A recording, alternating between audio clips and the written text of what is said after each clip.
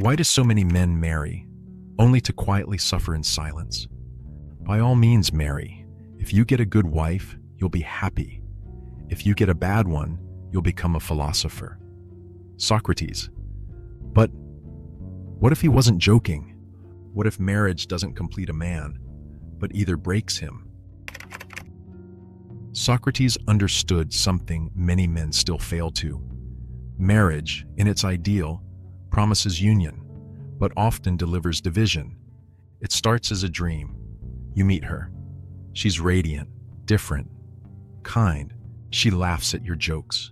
You open up for the first time in years, and slowly, you let her in.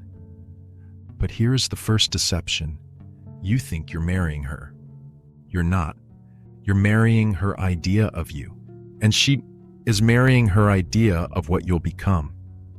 Two illusions held tightly until they begin to choke. Socrates taught through irony because truth often hides in contradiction. He spoke of love as divine madness and of marriage as a necessary mistake. It's not that marriage is evil. It's that marriage reveals. It shows you who you really are and who she is when the masks drop. The problem? Most people aren't prepared to see that, much less stay. Ask any man married longer than 5 years. What happened to the fire? Desire dies where obligation begins. You think the security of marriage will deepen the connection, but nature works in opposition. A woman wants mystery, polarity, a sense of danger. But marriage is stability, predictability, safety. Socrates knew this tension, that romantic love cannot thrive in a contract. You cannot legislate lust. You cannot schedule seduction. And so, many men find themselves locked in a paradox. Married, but lonely. Committed, but rejected. They stay out of duty. She stays out of inertia. And they call it love, but in truth, it is quiet despair. Socrates did not hate marriage.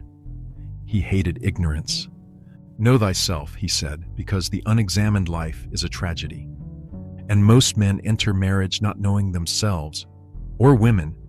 They chase a fantasy. They ignore red flags. They suppress instincts. They confuse compatibility with chemistry, and chemistry with truth. The result?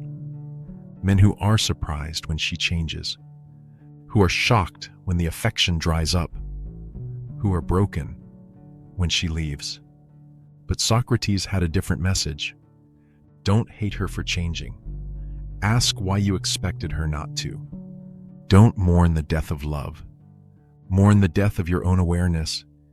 If you must marry, do it as a philosopher, not a romantic. So what is the solution? It's not to avoid marriage. It's to approach it with open eyes. Ask yourself, do you want a partner or a projection?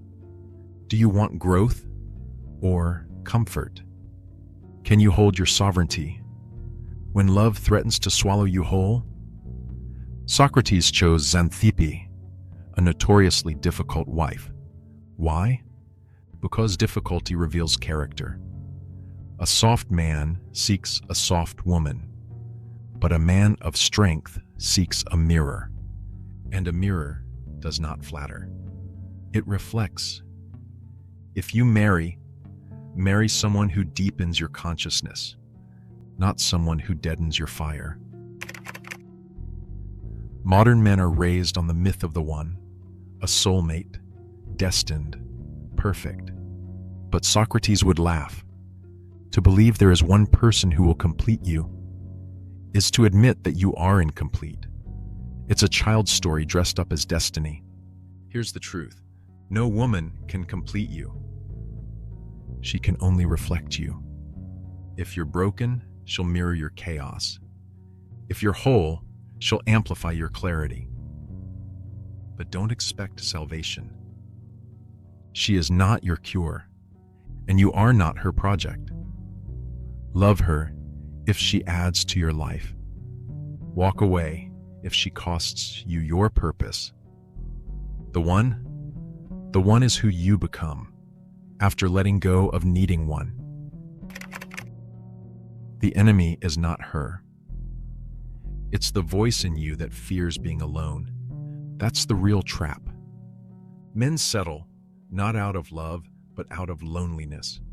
They marry not because she is worthy, but because solitude terrifies them. But solitude is where a man is born. Socrates spent his life in reflection, in debate, in silence. He was surrounded by people, and yet never dependent. He knew, if you cannot stand alone, you will fall with anyone. Marriage does not save you from yourself. It exposes you to yourself. So, if your inner world is chaos, don't expect her to bring peace. She will only become the battleground. Modern marriage is no longer a union, it's a performance. She expects you to be a lover, a provider, a therapist, a warrior, a father, and still a mystery. And you? You expect her to never change, to stay loyal, soft, sexual, supportive, forever. This isn't love. This is tyranny by expectation. Socrates questioned all expectations, even of the gods. He knew that freedom begins when illusion dies. When you stop expecting her to complete you, you begin to complete yourself. And when you stop trying to be everything, you become something. Real men do not perform. They live in truth, even if it costs them everything. If you must marry, marry like a philosopher. That means marry with eyes open, not just to her beauty, but to her darkness. To your darkness. Marry someone who can endure truth, who doesn't flinch when masks fall. Choose a woman who challenges your mind more than your ego, who speaks fire, but walks in peace. And most importantly, do not marry from weakness. Marry from fullness, not to be saved, but to build a kingdom. Socrates' final warning was not a command to avoid marriage. It was a call to examine the self before surrendering it, because in the end, marriage doesn't make you a man. So what was Socrates' final warning? It wasn't to fear women. It was to fear blindness. Marriage isn't the problem. Your ignorance is. Become a man who can see clearly. Then choose. And if you still want marriage, by all means marry. Just don't forget, you're not choosing a woman. You're choosing who you'll become.